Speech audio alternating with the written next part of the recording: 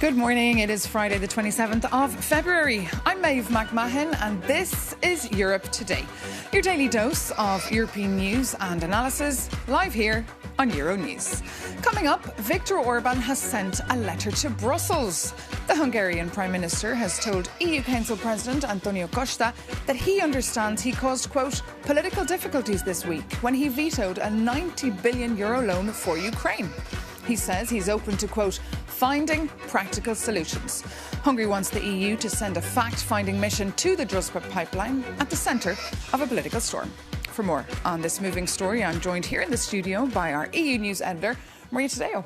So tell us about this letter. Good morning. Yes, it is a letter that adds some nuance now to the spat, of course, which is now escalating in European politics. Yesterday in public, Prime Minister Orban, in the context, of course, of an election, it's important to remember the Hungarians were headed to the polls in April, once again attacked President Zelensky, saying that he is flat out lying, that the pipeline is not broken, that as a result of the halt in transit, that means that energy prices could go up and the Hungarian people will be punished for it. Of course, he also said that he is going to reinforce security around strategic assets. We should note that Ukraine has not attacked Hungary directly or indirectly, even during the war. But of course, all of this is being played up in the context of this election. Having said that, behind the scenes, Orban did send a letter to Antonio Costa, which we have here, in which he acknowledges, as you said, that this Hungarian double veto has created political difficulties for the EU. Remember, there is a sanctions package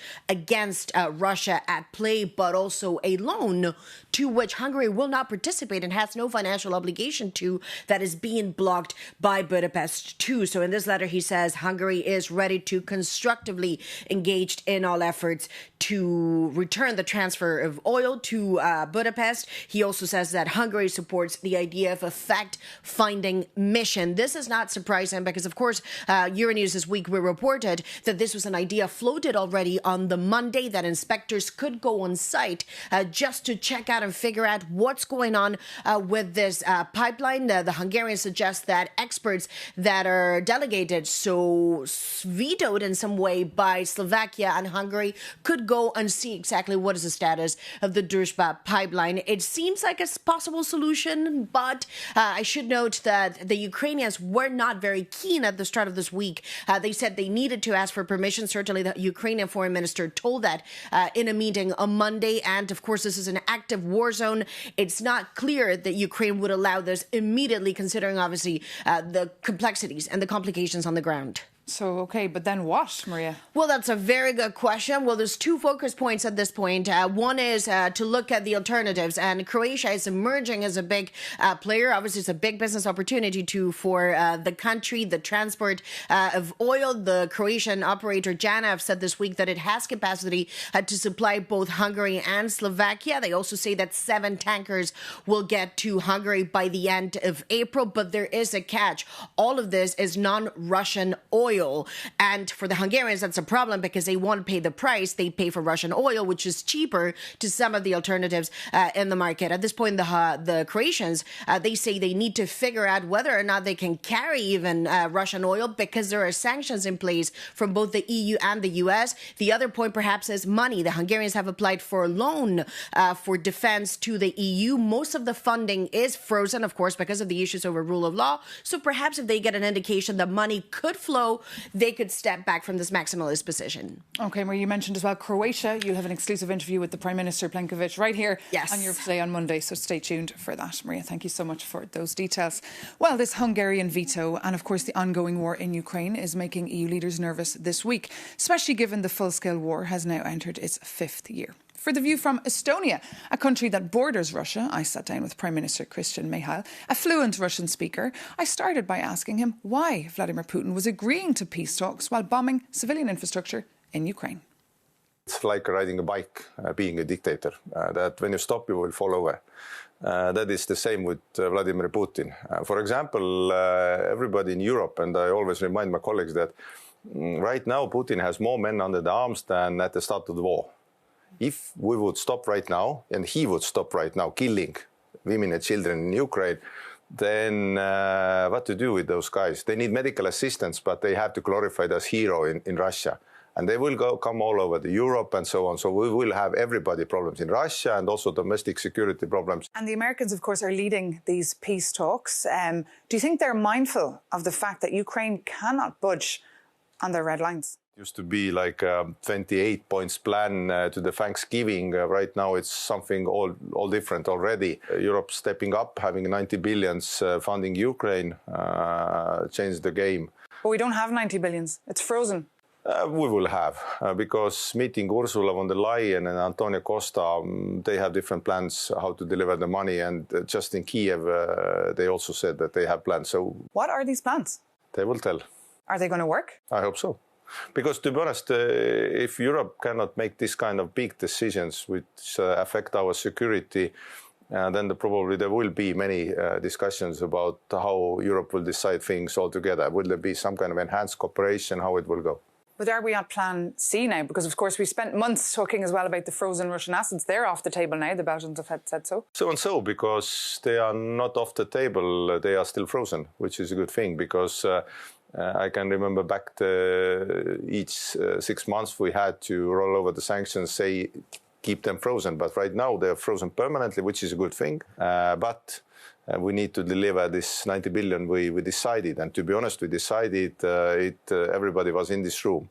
Orban was in this room, Fico was in this room, Babiš was in this room.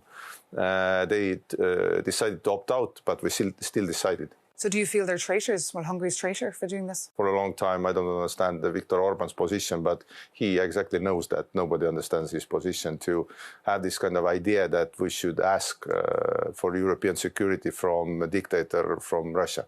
And are you being tough enough on him in these meetings? Everybody's been tough enough on him in this meeting and outside these meetings. But going forward, how do you deal with these vetoes in the future? We'll see how it goes, because I have the feeling there's probably a couple of lines everybody's right now waiting in Europe. The first one is how Hungarian elections will go. Everybody knows that that can be a game changer. And the second thing is that there's also different kind of talks of how to change the deciding mechanisms. Because, for example, on the economy side, Mario Draghi and his report said that we need more central deciding, more federalization. But on the security side, maybe some kind of enhanced cooperation to pull in Norway, UK, Canada, Iceland, these kind of countries which we need.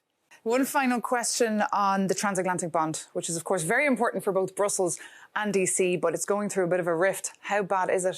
Tough to say, because on the one side, which Trump had the message that Europe should invest more in security, because Europe is very free and wealthy neighborhood.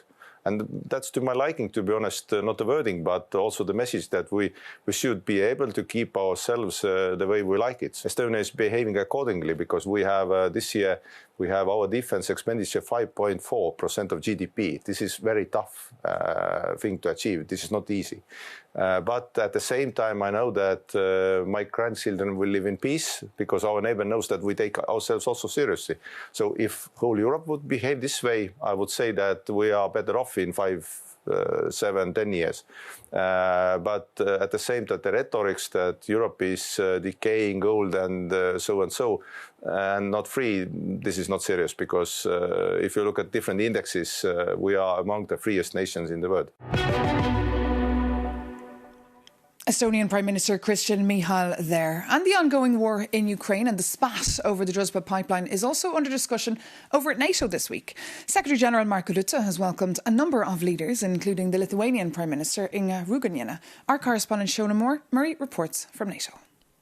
Well, Maeve, just as the dust has been relatively settling here at NATO in relation to Donald Trump's claims last month that he was going to take over Greenland, a new fissure has emerged, as we've seen Viktor Orban, the Hungarian Prime Minister, saying he's going to block a €90 billion loan for Ukraine, a considerable amount of which was going to be spent on military support. And I caught up with Lithuania's Prime Minister, Lithuania, of course, a frontline state in all this war, Inga Ruginiene, and I asked her about this situation. When you live, now in a border of European Union, when you faced off every day with the threats, different kind of threats from balloons and other things, when you're fighting for the security, not just for Lithuania, but for whole Europe, to hear such words and decisions, it's nonsense.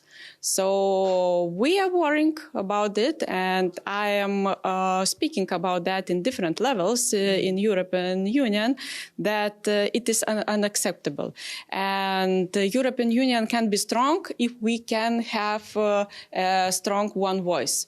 So we have to have ability to have common decision in very strategic questions. When you say it's nonsense, are you saying the whole point that Orban is making, that Ukraine is blocking Hungary's access to the Druzhba pipeline? We know that Russia bombed the pipeline.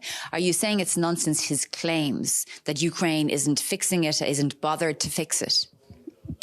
It's almost yes. And, for me, I don't understand that the person thinks that if the war will start in NATO area in European Union, he thinks that it will not comes to Hungary. I think it is it is quite silly thinking. So you think basically, Hungary is being naive here if the Hungarian government believes that this war can't go to Hungary because it can? If Russia will put a step into European Union, they will go further.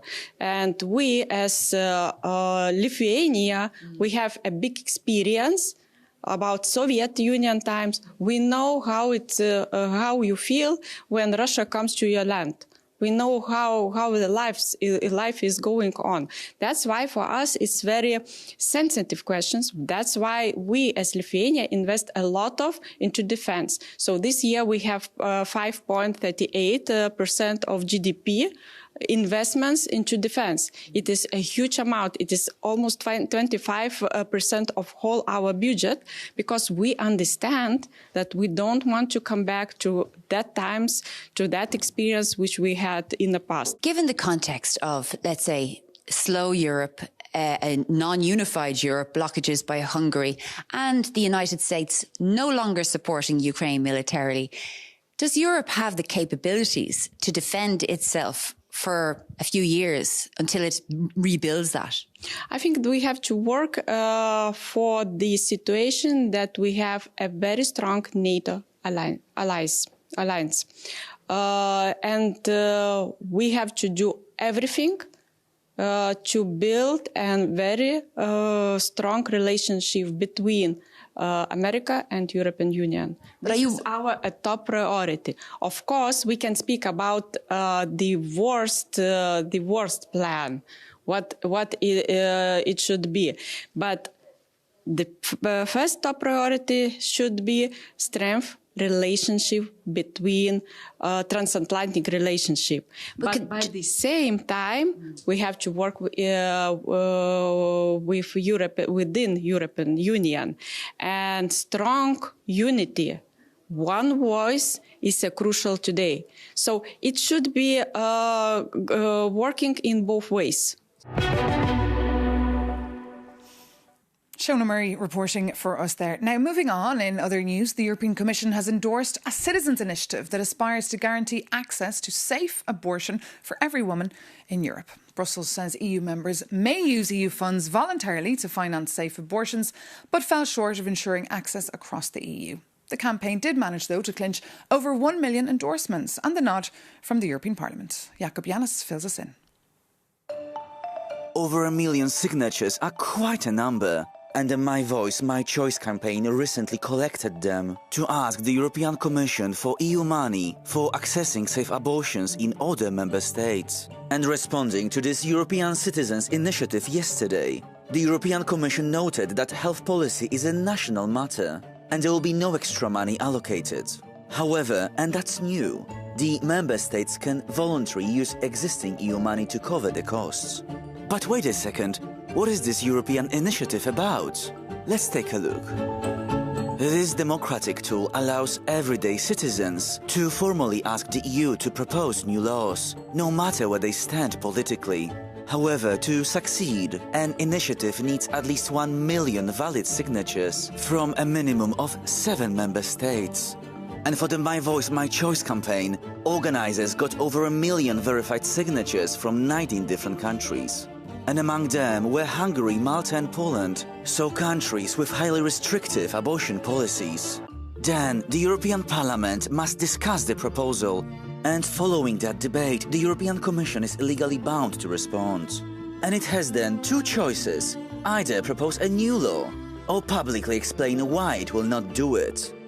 So is that initiative actually useful? The answer is yes, but it's not a magic wand.